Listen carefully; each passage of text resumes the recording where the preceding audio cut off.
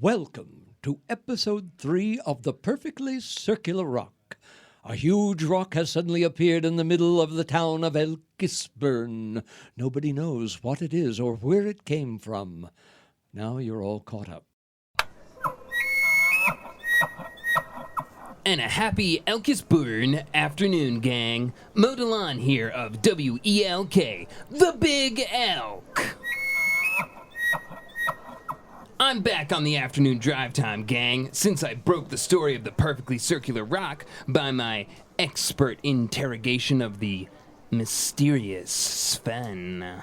Management has come to its senses and put me back where I can do the most good for the good people of Elkisbourne. Today, I'm reporting from the rock itself, where there's already a hot party scene.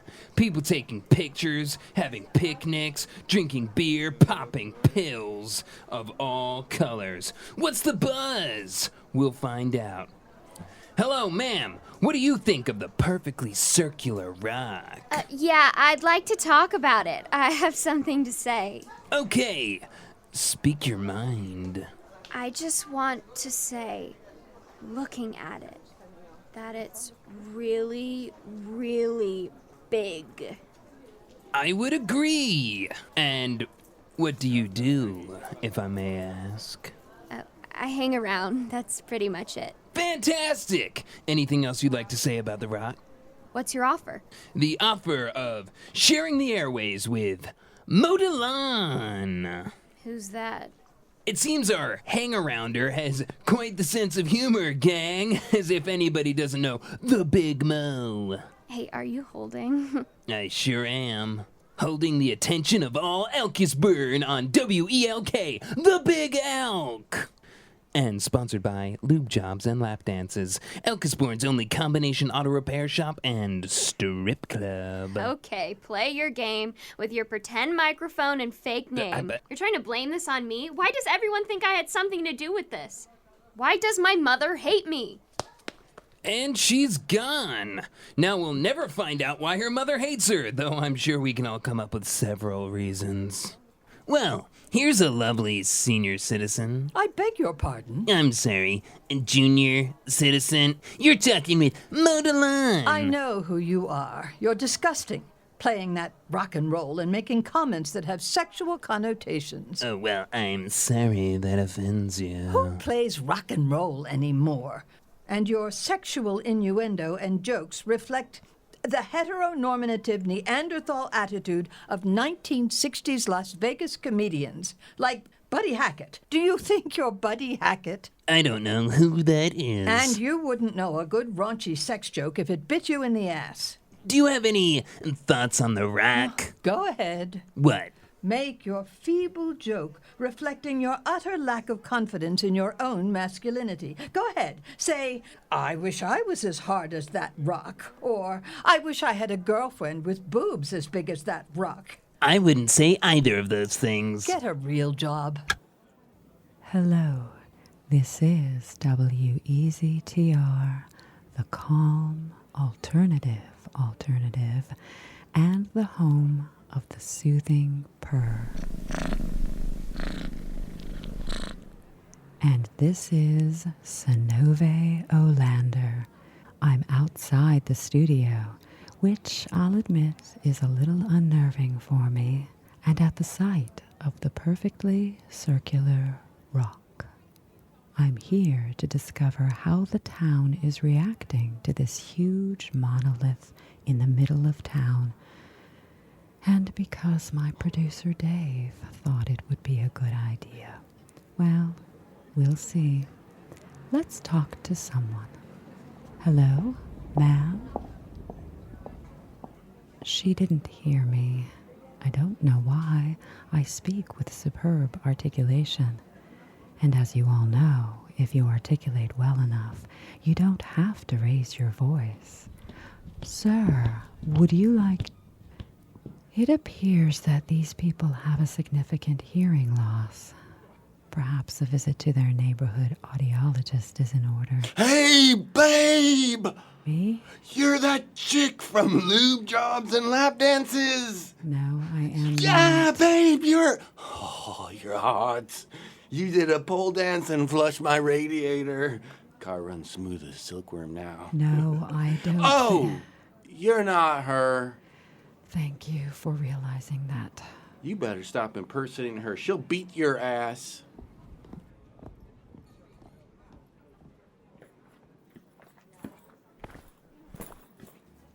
Hey, you asking people about The Rock?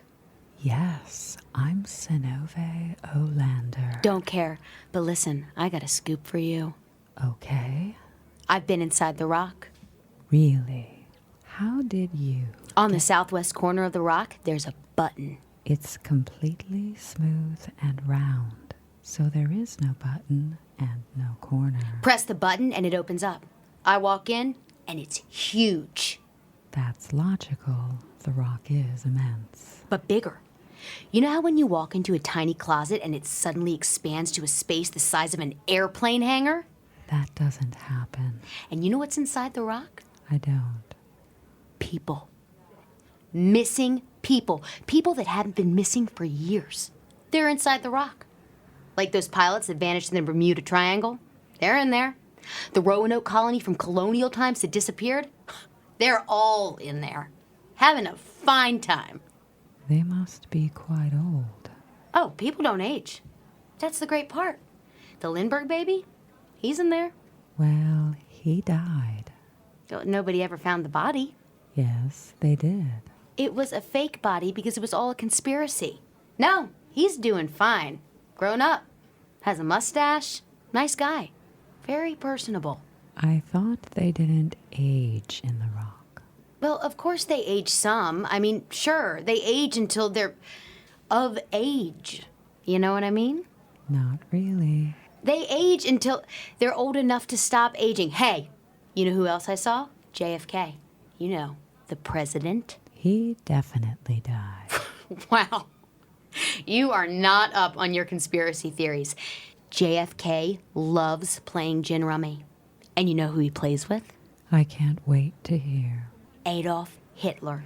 See, he didn't escape to Argentina like the history books say and everybody thinks. The Rock took him. He and JFK are good buddies. See, Adolf has mellowed a lot. I mean, a lot. He's not a bad dude. He makes quiche. Please stop. I can prove everything I just said to you. How? Meet me here at midnight. I'll take you in. Bring some wine. I'll bring some crepes. We can have a little dinner and wine and go meet JFK. Okay. Really? Wow. Okay. Well, hot dog. See you tonight. All right. After an invigorating day at the perfectly circular rock, this is Sinove Olander returning you to the... And here we have... Hello, Sinove. Well, Mr. DeLong, what an unwelcome surprise. What could bring you out of your womb-like studio and into the sun? Don't play dumb, Mo. You're too good at it. Okay, gang, that voice you can barely hear belongs to my esteemed colleague from that other station. I won't say her name, but if you've heard her, I bet you've fallen asleep real fast. That grating mammal sound you hear is one of those repellent disc jockeys that you've heard about but prayed you'd never actually hear. Hey, I'm interesting. I have informative things to say about The Rock. Don't either of you want to talk to me? Of course. If you want to talk to a sane person with an IQ above 47, talk to me, Sinove Olander. And if you want to stay awake, talk to me, Mo DeLon. Oh, you're not Jimmy Fallon and Savannah Guthrie. No. Why would you think that? Oh, okay. Well, that's enough fun for today, guys. You've been listening to Mo DeLon and... Get away from my microphone. Don't forget to always listen to WELK, the Big Elk!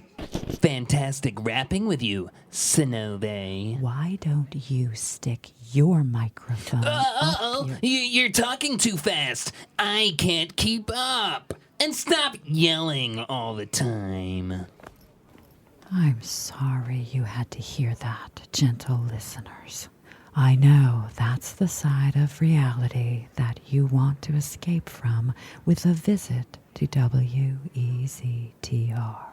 Now, as I switch back to the studio, here's a recording of a nightingale or some other calm bird or dead animal or shut this off, Dave. Hi, it's so good to see you. Hi, you look great. No. Hi, you've changed your hair. What if she hadn't changed her hair? Hi, I like that you haven't changed your hair. Hi! Wow, your hair! What about it? Oh, looks nice. That's it. Didn't mean anything else. Okay. Hi, Mark. Well, come in. What are you standing there for?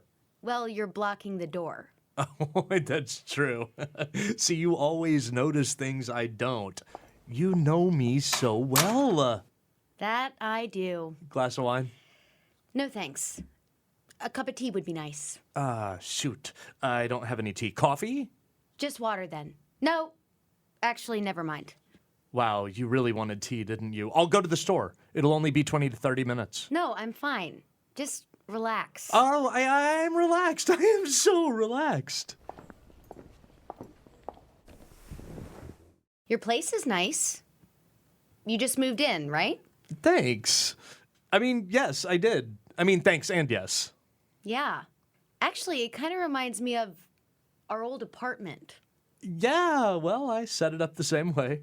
The exact same way. Didn't really know what else to do.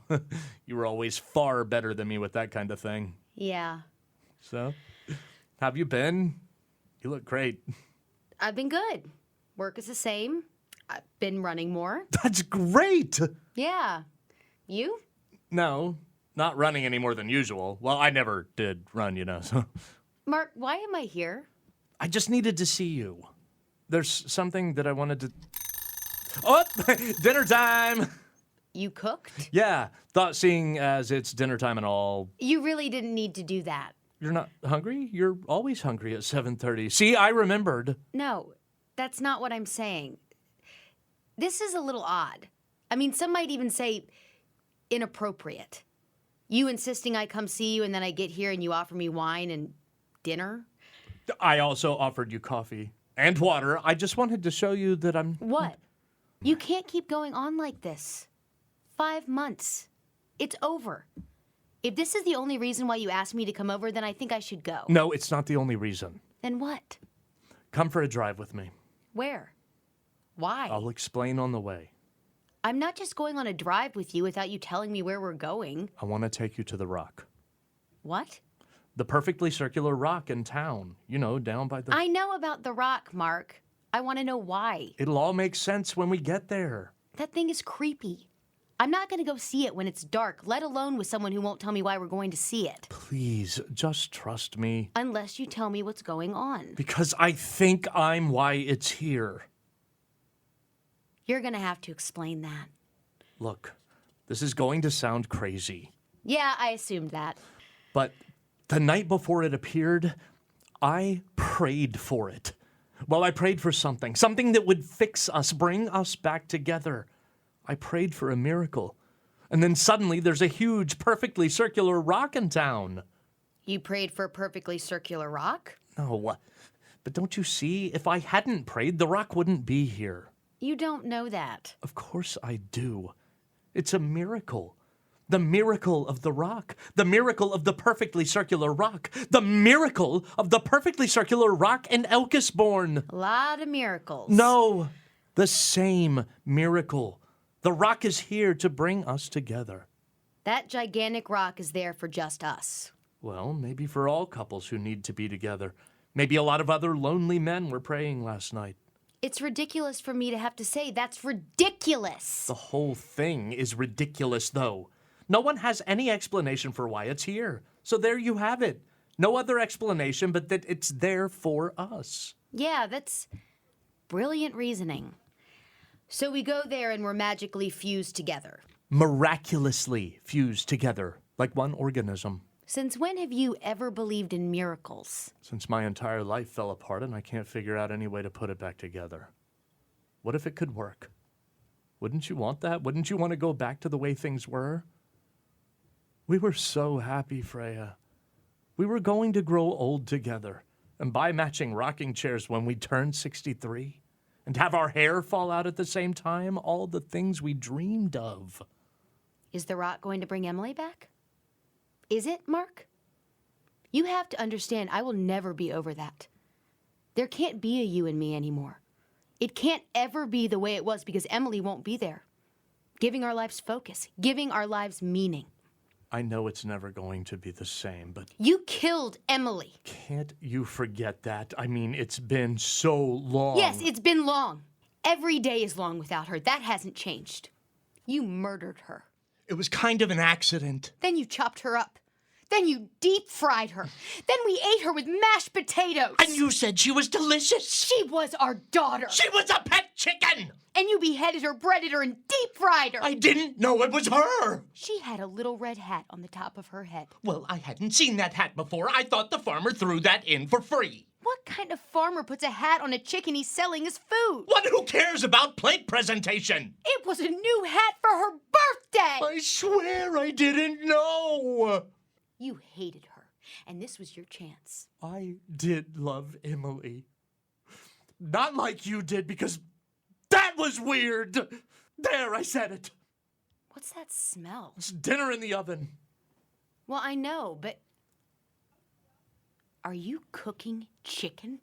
Yeah, I wasn't thinking. Goodbye, Mark. You could at least take a bite. Now the chicken is probably burned. Stupid rock. And then, one day, My name is Hammer, Slam Hammer. Maybe you've heard of me. I do a few favors, tell a few white lies if the price is right. I get along. It's a happy life, if you don't mind looking up at a tombstone, because one day you draw trouble a size too big. I'm a private eye, flatfoot, gumshoe, but don't call me a private dick. I heard about this rock in this town, Elkisbourne, and a mayor. She was a woman. Maybe this woman needed Slam Hammer. Most women do. Come in. I pushed the door open. She was sitting on the edge of her desk, her legs swinging like Tommy Dorsey. Yes, Are you the mayor? that's what it says on my desk. Where? God damn it, who keeps taking that? I'm here to offer my services.